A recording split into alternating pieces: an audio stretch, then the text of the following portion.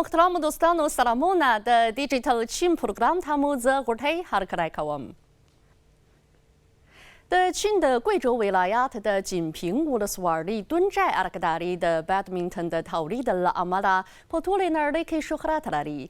پخوا هلته یو ګوښه کړی و، خو اوس پکې شپېته زره مربع متره پراخ د بیډمنټن صنعتي مرکز آباد شوی او د بارټو د روزنې، د راکټونو د تولید او د تولیداتو د بسته‌بندۍ په شمول د بیډمنټن د تولید ځنځیر اوږد غځېدلی دی.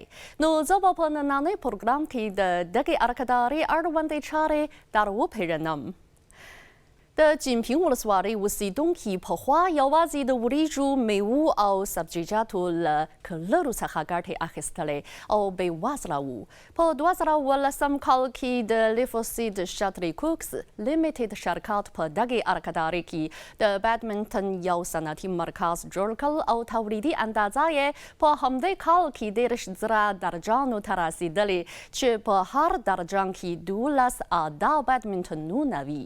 په 2024 کال کې یې تولیدي اندازه 15 میلیونو درجانو ته زیاته شوه چې د بیډمنټنونو د تولید اندازه یې په 7 کلونو کې 180 چنده ډیره شوې ده.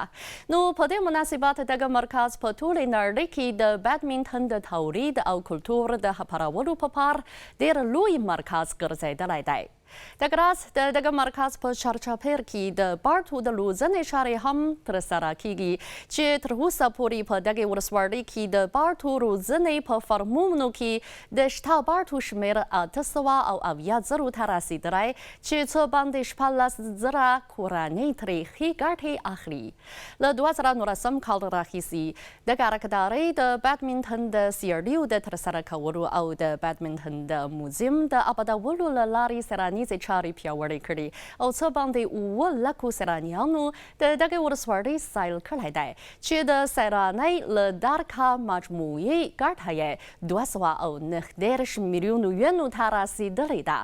اوس مهال په دغې ارکدارۍ کې تولید شوی بیډمنټنونه د دانمارک، اندونیزیا او جاپان په شمول کابو شپېتو هیوادونو او سیمو ته صادریږي او کورنۍ تولیدي اندازه یې 15 میلیونو درجانو ته رسېدلې ده چې د تولید مجموعي ارزښت یې له 500 میلیونو یونو څخه اوښتی دی. د بارټو د روزنې، د راکټونو د تولید او د تولیداتو د بسته‌بندۍ په شمول ځنځیر ورځ تر بلې بشپړ او اوږد شوی دی. محترم دوستانو، نننی پروګرام په همدې ځای پای ته ورسید. بریالي اوسئ.